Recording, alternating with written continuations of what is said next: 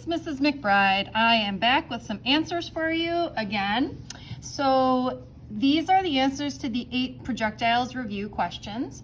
If you got them all right, fantastic. No need to continue watching this video. If you did not, I'm going to go over each one of the questions separately. I will just give you a few more seconds to check all of your answers.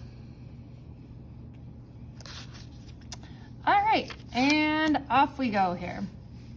So taking a look here at question number 1, it wants to know which best indicates the direction of the acceleration. You should have picked choice C because we know that the acceleration is always pointing down. It's think about it, if you jump out the window, which direction are you going to move? You are going to move down. You're not going to move at any of the other directions. Okay, next one here says which graphs best represent the object's speed as a function of time. Okay, well, first of all, what are we doing here? Its speed is recorded from the moment it leaves the thrower's hand until it reaches the maximum height. So the first thing I said is that when I see the words maximum height, I know that the velocity is equal to 0 in the y direction. So for me, I know that I'm looking for the velocity going down to 0. And the only graph that shows me that the velocity going to 0 would be this one here. Okay. I also know that it starts out with some positive velocity.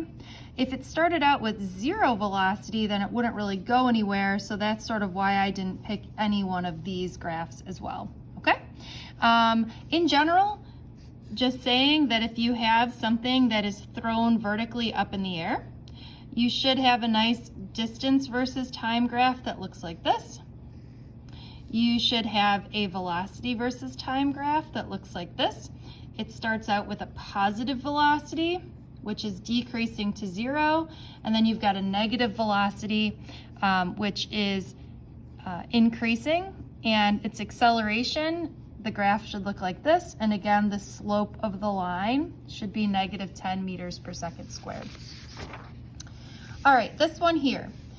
So you've got an object that's being thrown off a cliff at an angle, and it's asking which of the following describes the horizontal and vertical information at point P.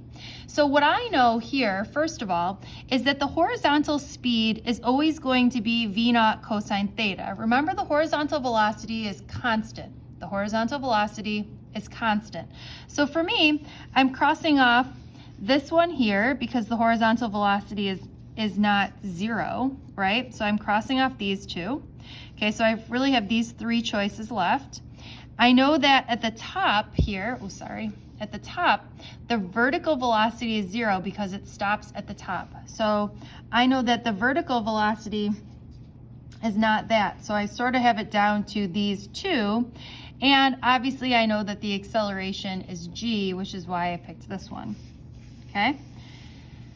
Down here it wants to know what's happening at point Q. So point Q is this spot here. Okay, so first thing, I know that the horizontal velocity is always going to be v0 cosine theta. So I started by crossing out B and E, and I have sort of A, C, and D left. Okay, I know the vertical speed is not 0 at that point, right? Because it's going to be moving at that point. The vertical speed is the same at which it took off with. So I'm going to pick choice D, and the acceleration being g, because again, at point Q, the speeds are both the same as they were when you left, or the 2 components of the initial velocity. All right, for the following question here, again, this is asking us, how does the acceleration compare at point K, point L, and point M? Well, you need to know that the acceleration is constant. The acceleration is always going to be that negative 10 or negative 9.8. All right, number 6. The correct answer here is going to be 7.44 meters. And again, what you would do is I put in my information. I made time a question mark on both sides. I solved the y side for time to get the time to be 1.55 seconds. I crossed this over and got the distance to be 7.44 meters. Number 7, mannequin. Same sort of idea here is that we're looking for the velocity. So in this case, Once you put all your givens into the problem, you're going to use the y side to solve for time. Once you have found the time to be 1.44, you bring the time over, because remember, time is the only thing that can go both ways, and you're looking for the velocity. If at any point you need to stop this video and take a look further, go for it.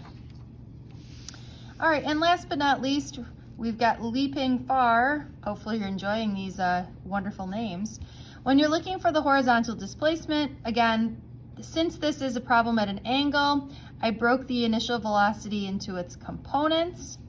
I made time a question mark on both sides. Since this side had only one question mark, I solved for time. So I found the time to be 4 seconds. I crossed the time over here and found the total distance to be 114.4. I hope you got all of these questions right, and this video helped you. Bye, friends.